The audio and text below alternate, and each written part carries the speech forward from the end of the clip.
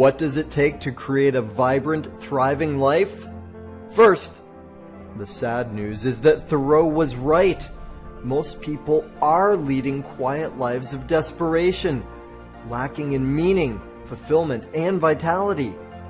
But we choose more. We choose to create extraordinary lives. And the Art of Vibrant Living show entertains you with inspiration, empowerment, and education to create your life into a masterpiece. It's time. Let's vibe up. Aloha, y'all. Daniel Aaron with you. I am your host. This is the Vibrant Living Show, and I'm so excited and delighted that y'all are here. Thank you. Welcome. We have a show that is going to knock your socks off. If you're in Hawaii, maybe you don't have socks on. You know what I mean, though. Fantastic, amazing guest. I will tell you about him in just a moment. First, why are you here? I don't know. I'm hoping, though, it's because you are interested in creating your life into even more vibrancy, even more thriving, being extraordinary, living up to your potential. Remember that word. And so my invitation to you is be entertained. It's going to be a fun ride today, and be empowered. Do something with what you get. 426 gold gems is how many I predict will come from Dr. Gruder today. So take just one if that's what works for you. All right. Cool deal. You in? Let's go. Now, let me tell you, Dr. David Gruder is the integrative psychologist known as the Polymath of Human Potential. That's because he has been the recipient of a remarkably diverse range of personal and book awards spanning visionary leadership, politics, and society, social change, conscious business and leadership, culture optimization, health and wellness, mental health, transformational psychology, self-help, and America's integrity expert. He is a self-sovereignty luminary, leadership sage, business alchemist, and societal well-being catalyst who provides keynotes, training programs, consulting, mentoring, facilitation to leaders, businesses, influencers, and helping professionals who are called to build a thriving future for humanity that harmonizes and synthesizes self-sovereignty, societal well-being, and ethical business. Dr. Gruder, thank you so much for being with us. Well, thank you for that amazing introduction. I was wondering who you were talking about, and it's a pleasure to be on your show with you. Awesome. And seldom do I actually read a biography of a guest. However, yours was so densely and beautifully packed with intentional words, right? I mean, the potency of what I just read means that we could talk for the next 12 hours and we'd just be getting started. We don't have that much time today, so we're not going to do that. What I would love, though, is for you, if you're willing, to unpack a little bit of that in terms of how did you get here? How did you get to be the polymath of human potential? Well, there are a number of different ingredients that figured into that. What I'll start by saying, because you were talking about the densely packed, well-chosen words, was that as I was growing up, my parents drove me crazy with editing my homework in public school before I went off to university. And it was really difficult because my father was a very accomplished technical writer and my mother was a published poet. So their editing could not have been more opposite from each other. And of course, that was very frustrating until I was off at university, when I finally started to realize what a blessing they had given to me, because what collectively they had done was to help me be precise in my language, yet in poetic, artful ways. That's beautiful. I love that. And what a marriage. And so, well, what a marriage. I'm guessing with your parents, but I meant a marriage of those two aspects of your writing and articulation, which obviously comes through in the way you speak. I know that from you already too. And so often I find in the world that when it comes to writing, because as an author and somebody who's also obsessed with reading, it's very often that someone can speak, I don't even know if I want to say technically, but speak in a very clear, concise way, or poetically. And it's seldom that both come together like that. So I love that you highlight eventually seeing that as a gift. Yes, and eventually you can underline the word eventually. And on top of that, I guess the other thing I'll share Mm, among any number of things, and we can delve into any part of this that you want, but I mm, actually grew up as a child on the high functioning end of the autistic spectrum. hmm. I was undiagnosed because I was at the high functioning end. My brother was a full on childhood autistic. And I realize in hindsight that I I draw my essence of creativity from the autistic side of me, where my internal world is actually more vivid than the external world. But as a child, I learned how to pass gradually as though I wasn't autistic, because I realized when I was about 10, 11 years old that my parents, who also were very high functioning autistics, also not diagnosed, didn't know how the world worked. And my kid brother didn't. So I took it upon myself to figure out for my family and for myself how the world worked. And because of that, I unintentionally learned how to presence myself and function largely as though I'm not autistic. So I'm a compensated autistic in that sense. Wow, that's beautiful. I love that on multiple levels. One, right, because it's still not that often that in any popular culture people speak about autism as being a gift, right? And so I see that the way you spoke of it for yourself and with your parents, that you tapped into the gift and the internal or imagined world being so real, which is again so often missing in a lot of people that are consumed by the external. And I also love it because I resonate with that.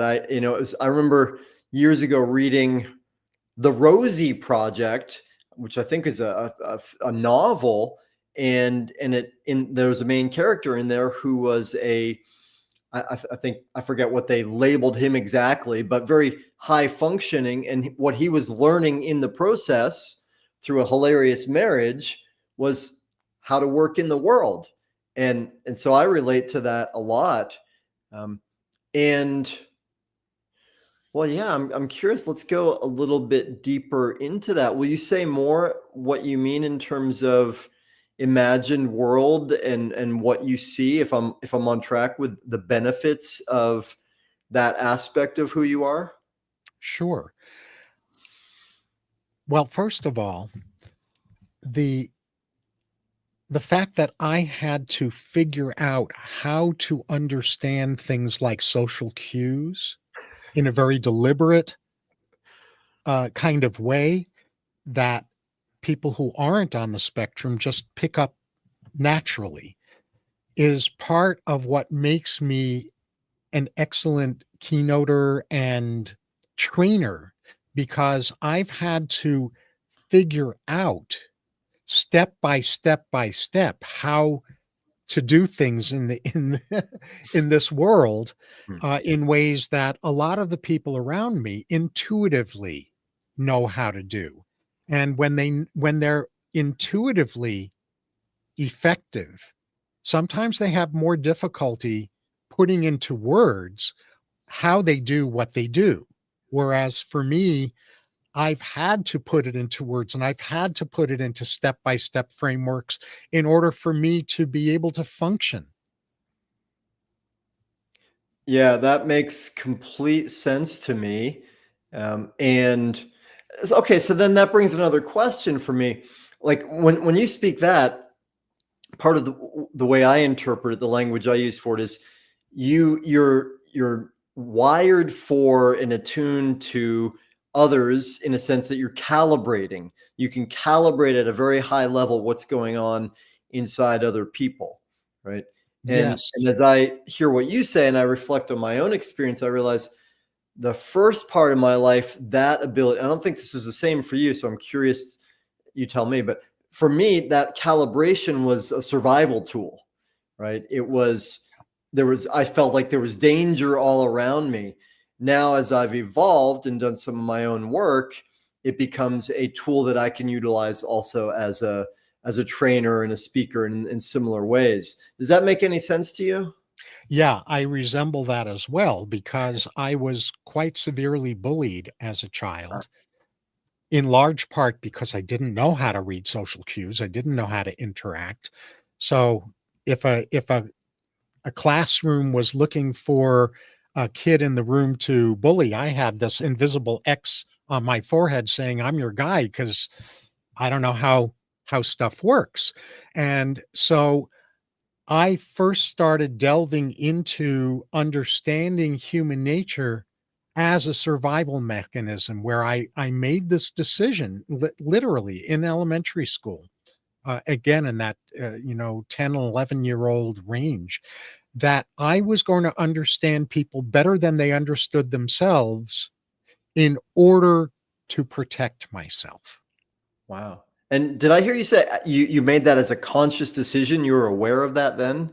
It was exactly in those words. I need to understand people better than they understand themselves. Wow, that's phenomenal. Okay, cool. All right. Well, I think I'm getting a sense then of how you became the polymath of human potential, and of course, there's a truism in the world of therapy, coaching, mentorship. We can't take anybody deeper than we've been ourselves, right?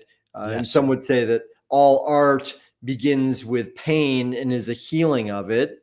I don't buy that wholesale, though there's some truth in it. So, polymath of human potential. I'm still with that. And I was joking with you earlier and said, oh, I'm going to steal that. And then I looked and said, oh, it's trademarked. I can't steal it. Oh, no. That's good. So, will you say more though? What does that mean? What does that mean to you? Sure.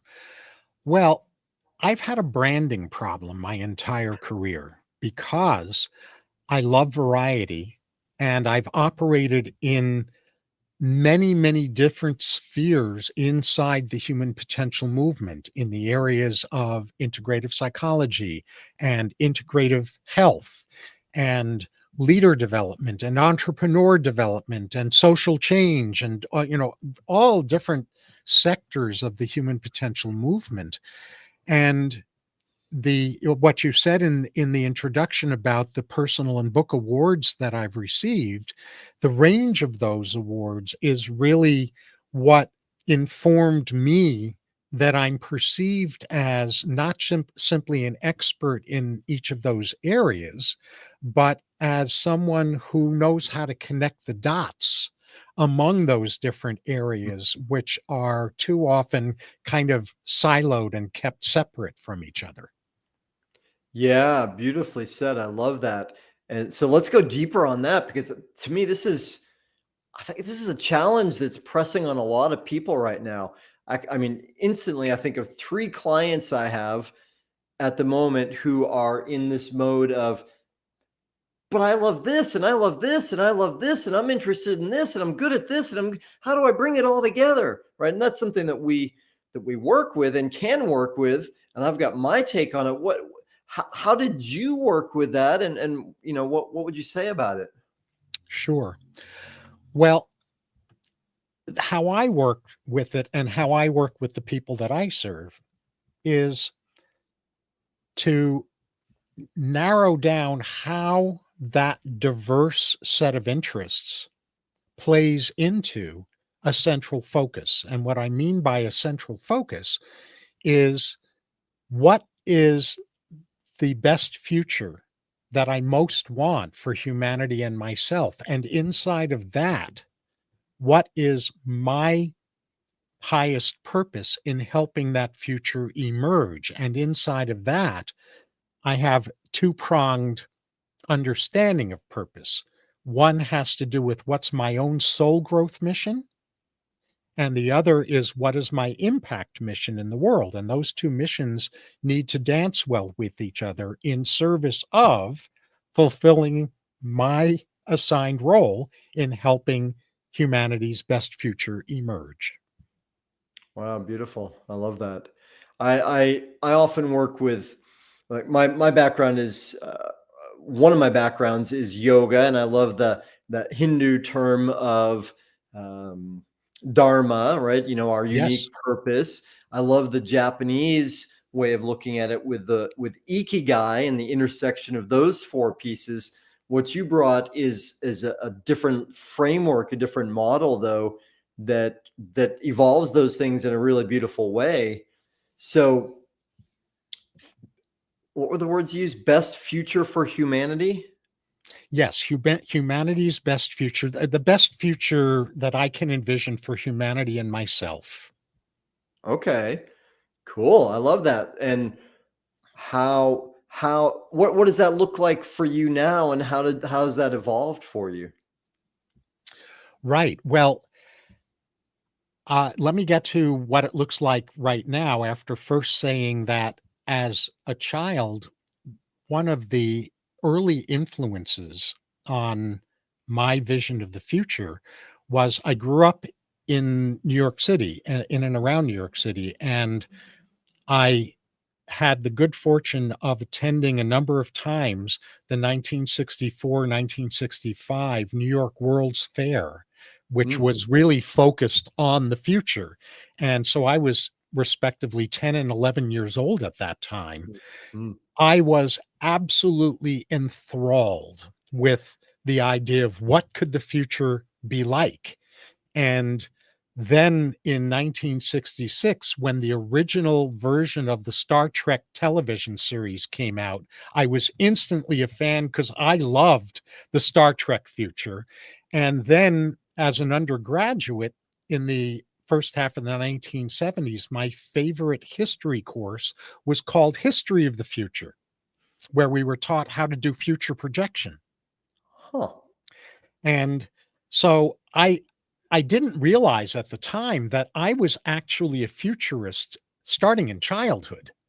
Hmm. And so that's the kind of like part of the origin of how this ultimately emerged. In terms of the here and now, what I see is that humanity is at a massive turning point, the likes of which we haven't been at in eons, easily eons, which is that the species we've been, Homo sapiens, as I view it, is over. Hmm. We are emerging into a next species, and there are three different versions of that next species Hmm. that are being advocated, let's just say kindly. Some in some circles it's not advocated, it's propaganda, but three different versions of humanity's future. And one is impossible. That is what I call regressionism, which is people who are trying to get us to go back to a romanticized version of the past, which is never going to happen because number one, it's romanticized, and number two, we never go backward. But they're trying to take us backward because they see certain values that are precious being lost, and they think the solution is to go backwards, which isn't the way to preserve perennial wisdom.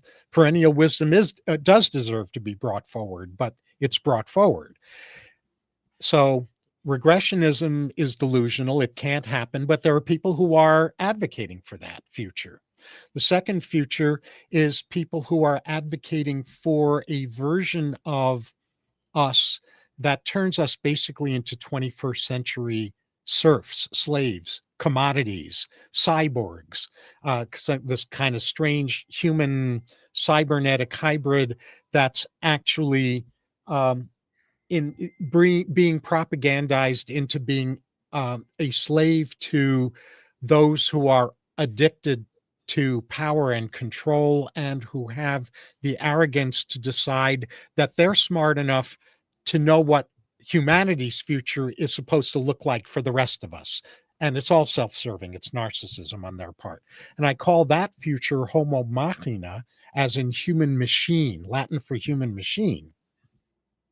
The version of the future that I advocate is the version that I believe humanity is meant to elevate into beyond Homo sapiens, which is human animals, right?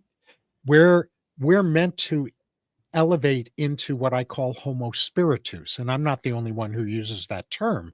Human spirits who are conduits, worldly conduits of higher love, wisdom, and power in the physical universe. That's the version of humanity's future that I resonate with. Holy moly, that was beautiful. I love it. Super clear and articulate. I am with you 100% on the second and third options, the way you laid them out. I see that very clearly as you were describing the homo machina. I haven't heard that phrase before. Right? I pictured somewhere between a I don't know, Leave It to Beaver robot and an orc from Lord of the Rings, like some kind of creature like that. Well, I guess that's worth celebrating. And I love one of my favorite quotations. Reportedly, Walt Disney said, "I love to do 6 impossible things before breakfast." So could we go deeper into the impossible and the future that you're advocating for? What do you tell us more about what you see? Okay. Absolutely. And if Walt Disney did say that, he borrowed that from Alice in Wonderland. Oh, no kidding. Thank you. Right. Yeah. We got the quote investigator with us. Awesome.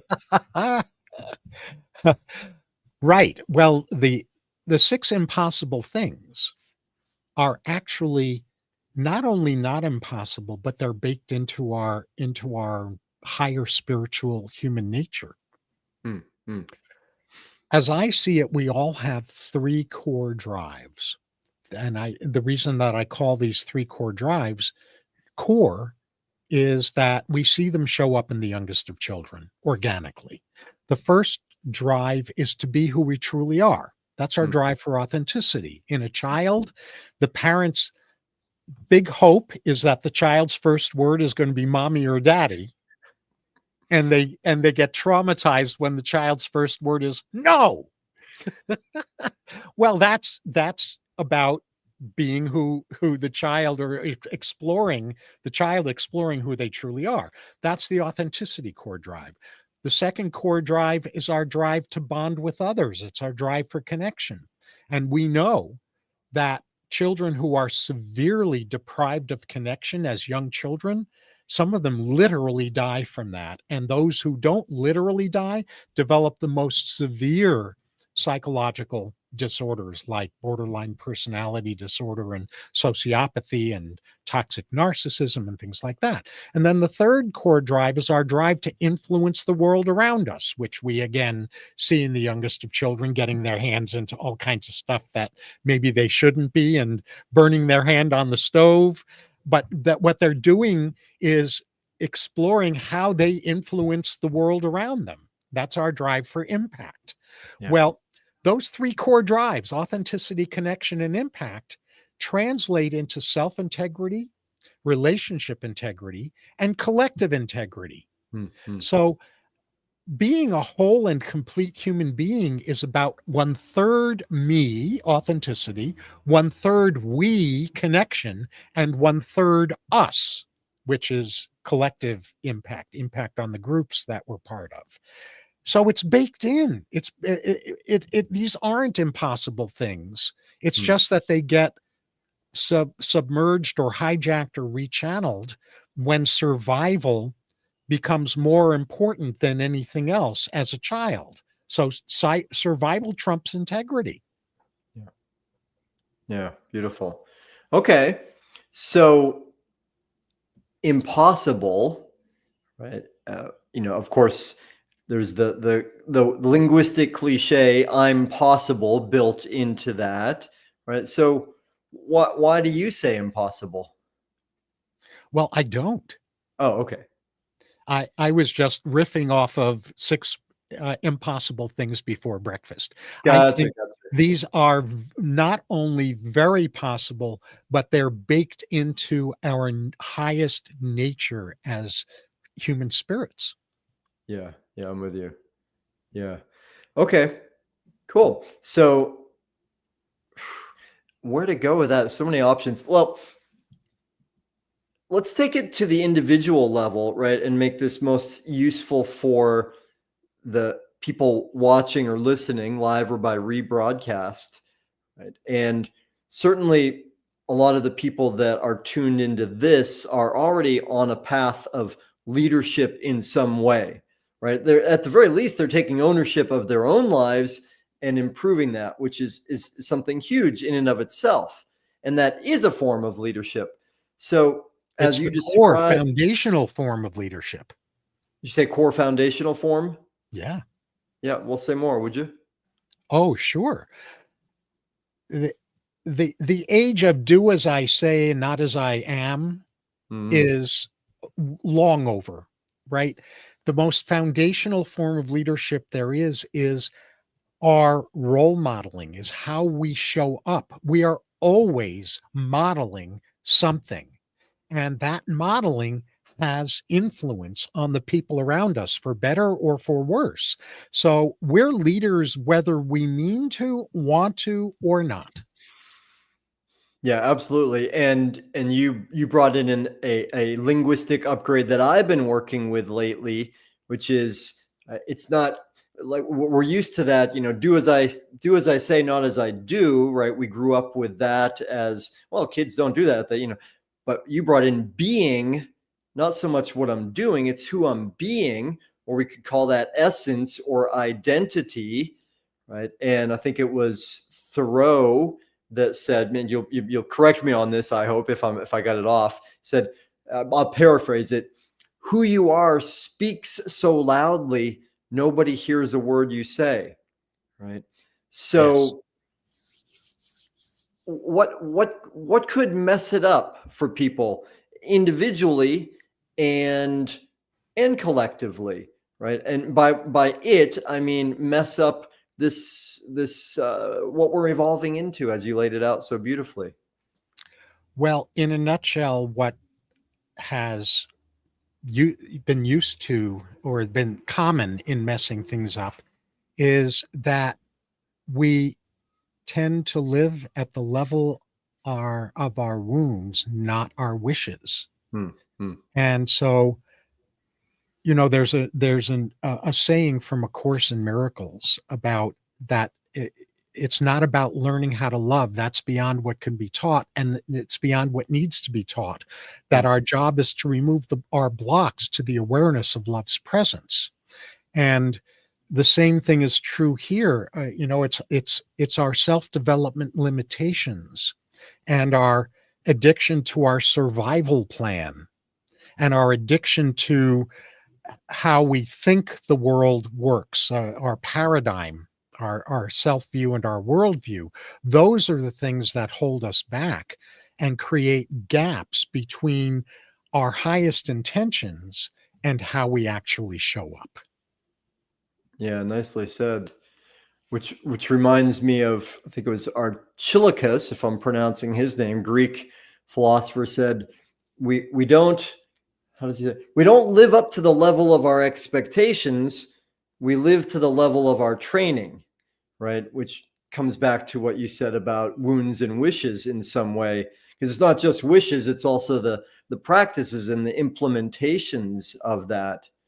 um, So, okay, I want to do a quick segue and get your take on something, and then come back on to where this is going next. I think, who knows? I'm not in charge. And Me either. right. And it's good. It's good that we're aware of that. So there's a mantra that I work with, a declaration that I've been saying, and I've noticed that about 40% of the time when I share it with someone, it produces some reactivity, right? And specifically, the last part of it produces reactivity.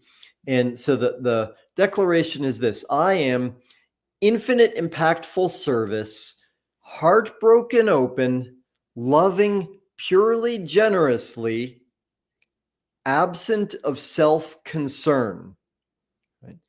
And that's not meant, I'll say one more piece and then I'd love to hear from you.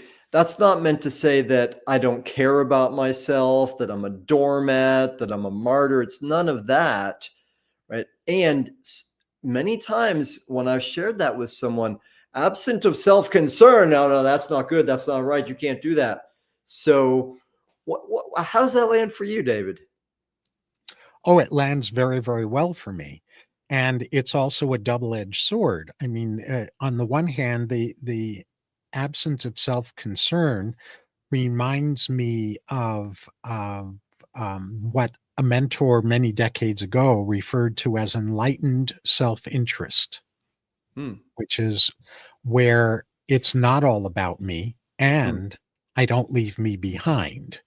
Hmm. And that's tied to the second part of what I wanted to say about this, which is that my history, fortunately, not so much in the present anymore, but a long, rich history of mine has been self neglect, Hmm. being so focused on having positive impact in the world and on when I was a lot younger, being who I thought other people needed me to be, Hmm. that I I wouldn't have known a boundary if I stumbled over it. I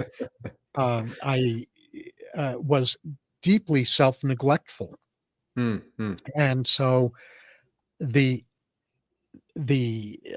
pick your poison, self-neglect or narcissism. They're both opposite ends of a continuum, Hmm. and those opposite extremes are equally toxic for us and for people around us. So this whole notion of well, here I've heard it said this way: what's truly good for me is good for the universe, and what's truly good for the universe is good for me. It's that integration, it's that synergy where I am part of a larger whole. And when I'm in that harmony, when I'm in that alignment, what's good for us is good for me, and what's good for me is good for us. Wonderful, beautiful, 100% with you. And to be more accurate, what I spoke, I did it in a slightly more palatable version, I believe more palatable. And I used I am, though when I actually speak it, I say we are. And that's for me part of my own training to continually go beyond, well, is it good for me? Is it good for the world? And get to what I care about is that paradox where it's good for both and. Yes. Yes. Okay, so let's go back to where I was a moment ago. If you're up for it, I said, well, what could get in the way of this beautiful future? And and you spoke about that. What will enhance it? What can the individual do? Right? What can the people in our audience do? What can I do? What can you do that will help us to move it forward? Right. The way that I see the roadmap Hmm. for accomplishing that is that it starts with us being willing or becoming willing to recognize that we've been under certain spells, Hmm. societal spells, personal spells, and not to shame ourselves and not to Hmm. do any blame, but just to be able to sit back and go, oh, yeah, I'm ruled more by programming than I would like to be, than I hoped I was. And I'm going to isolate the programming that doesn't support my full thrival, and free myself from that Mm. so that I'm free enough from those spells to be able to imagine and picture the most elevated future that I want to be a part of. So Mm. I can then, in turn, get clearer about what my unique calling is in helping that future emerge. So I can then get much more clear than ever before about what capacities in me I need to up level in order to actualize my calling in helping that future emerge. And then to collaborate with others more effectively to amplify the effectiveness of my calling. Beautiful. I'm with you. And I Yeah. call that the Spark Blueprint. It's an acronym with the last letter in Spark being a C rather than K. The S is shatter spells. The P is picture the future. The A is align your purpose with that future. The R is rise your capacities to actualize your purpose. And the C is collaborate with others and with initiatives in order to amplify your impact. I love it. Well, you not only a linguistic master, a master of frameworks, acronyms, and structures that support the learning. Beautiful, fantastic. Okay, well, and it turns out, David, I'm also a futurist because earlier I predicted that we could speak for 12 hours, and already time is winding down for us for this conversation. Hopefully, it won't be our last in this way. And I know that you very kindly have put together a free gift for our audience. Would you tell us about that? Well, sure. I have a document that also has a video connected to it that goes into more detail about these three possible futures Mm. that we're trying to choose between or among, and the an introduction to the Spark Blueprint, and an introduction to how people can take their own unique steps to move forward, as you talked about in your introduction to your show, move forward from surviving into thriving. Thrival is the deal, right? Survival is nowhere near enough for us to be fulfilled, and it's nowhere near enough for humanity to move into its next evolutionary stage that, as I said, I refer to as Homo spiritus, human spirits. So it covers all of that. It provides an overview of that, which I refer to as spiritual self-sovereignty that serves us all, Mm. and provides links to an introduction to a core framework that I have beyond Spark, the Spark Blueprint, which is impactful resilience. And it also provides a link to schedule a Super Insights conversation with me in which I will serve you, not sell you on anything. And so all of that's in this document, access to all of this. So that's my gift to your audience. That is so awesome. I love it.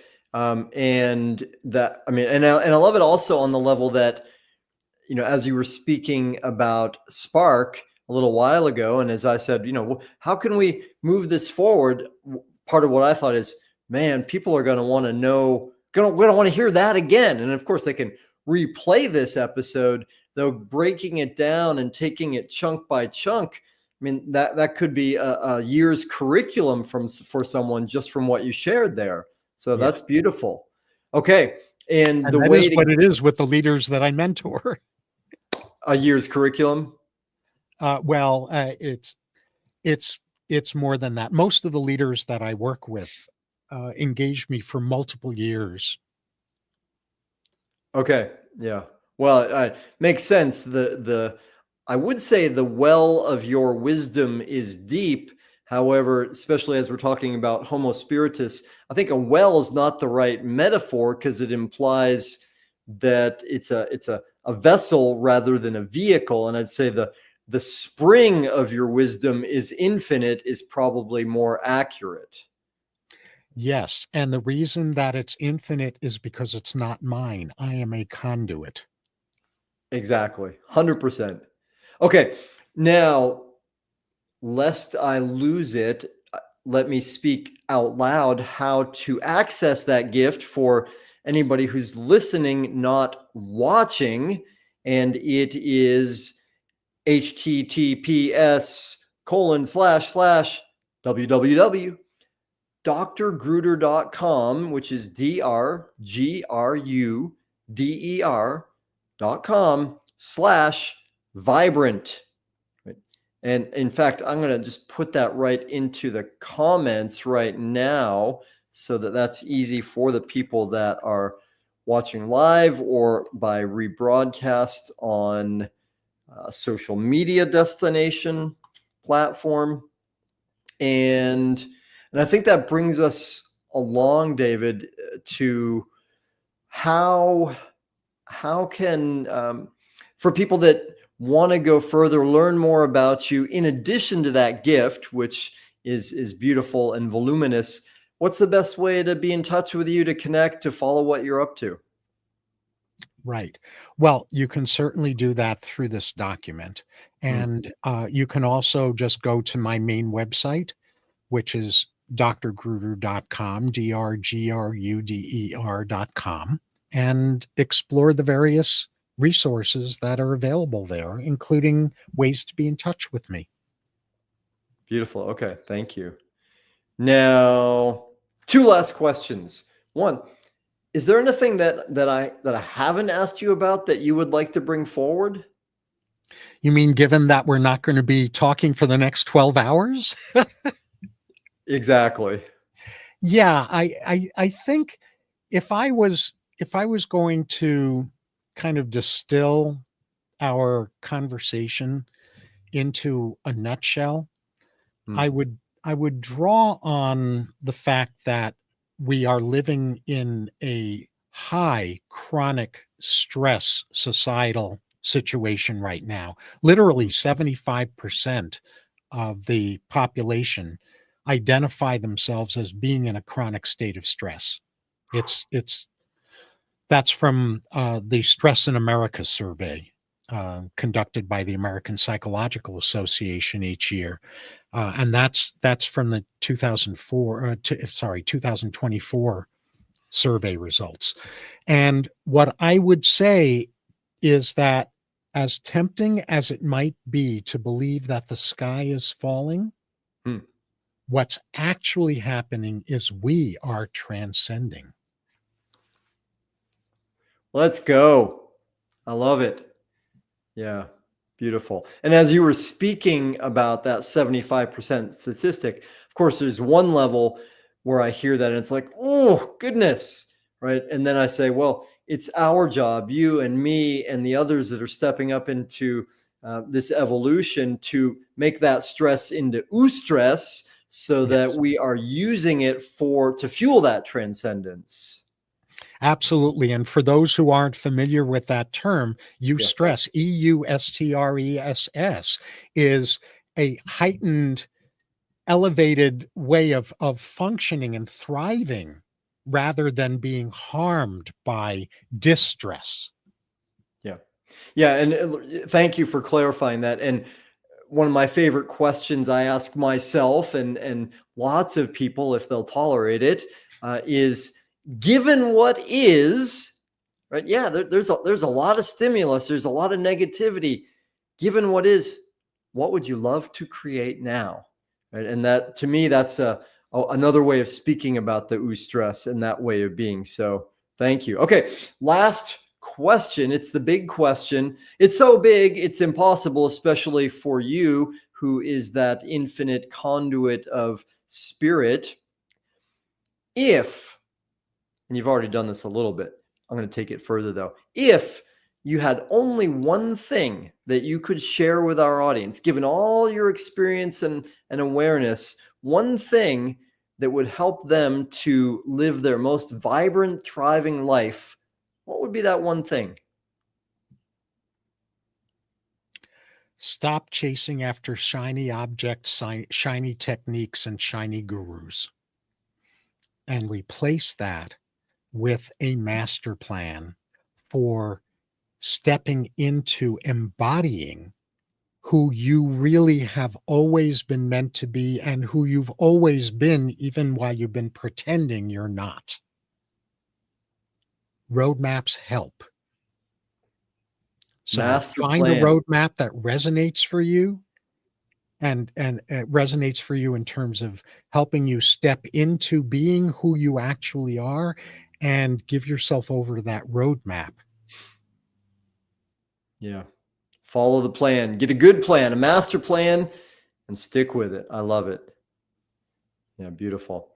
All right. Well, Dr. Gruder, thank you so much for being with us, and also for the depth of your own inquiry and study and experience and personal transformation and leadership in the world that has brought you to be able to bring so much condensed beauty and power and vision in just these few minutes that we've had together. So thank you for being with us. Oh, you're welcome. And thank you again for having me on your show, Daniel.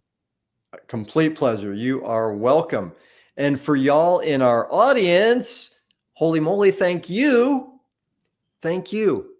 Thank you for being interested in and creating a vibrant, thriving life. I love that for you. It makes a difference in the world. I love you. You matter. See you soon. Aloha. Mahalo for tuning in to the Art of Vibrant Living show, y'all. I'm Daniel Aaron, and may you live with great vibrancy.